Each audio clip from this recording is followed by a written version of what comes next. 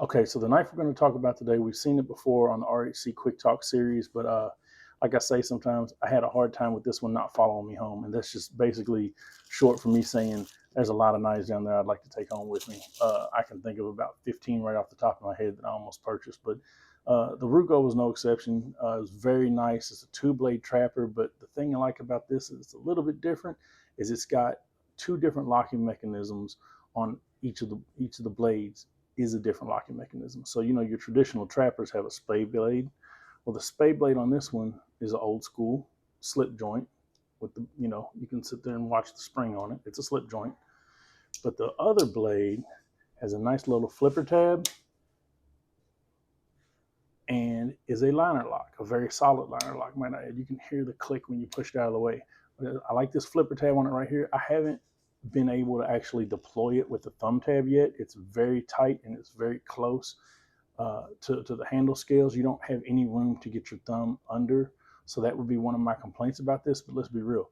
For a knife that runs around $26 to $30 roughly, uh, I can't complain. It's absolutely beautiful pearl handles, or well, pearl acrylic handles. It's imitation pearl. It's definitely not real pearl, or it would not be at that price point.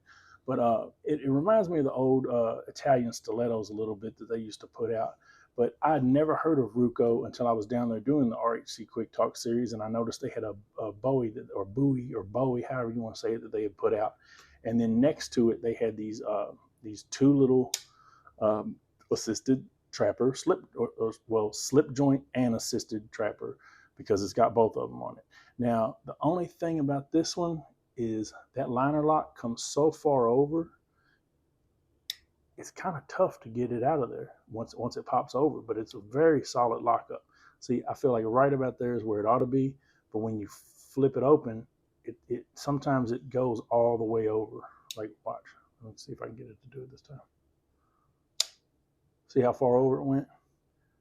Now, if I just push it just the slightest bit, that's where it's supposed to be at.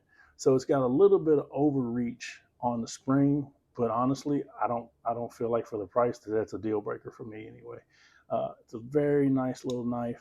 It's very you can tell that the spring is under a decent amount of pressure. If you hold on, let me get a quick little watch this. Hold on.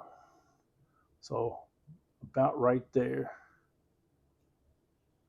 right about the half stop point is where that spring starts to kick. And then that's where it should go. So when you manually do it by hand, that's all you're going to get out of it.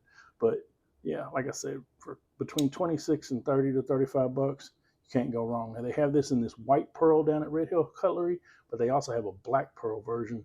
They're both gorgeous knives. Both have a nice little pocket clip on them. And like I said, they're nothing to write home about as far as steel or anything like that. But if you're looking for a handy little knife that you can open one-handed, but also has the aspects of an old school slip joint, it's got a nice half stop on that spade blade. It's got the back spring on it. And they're very well done. I have no complaints about this other than that liner lock popping a little over too far, and other than there not being a small little indentation right here. If they corrected those two things, this would be a class act of a knife. So give them a look. They're at Red Hill Cutlery. Tell them Nick sent you. Definitely go get the coupon code. Like, share, subscribe, comment, and stick around.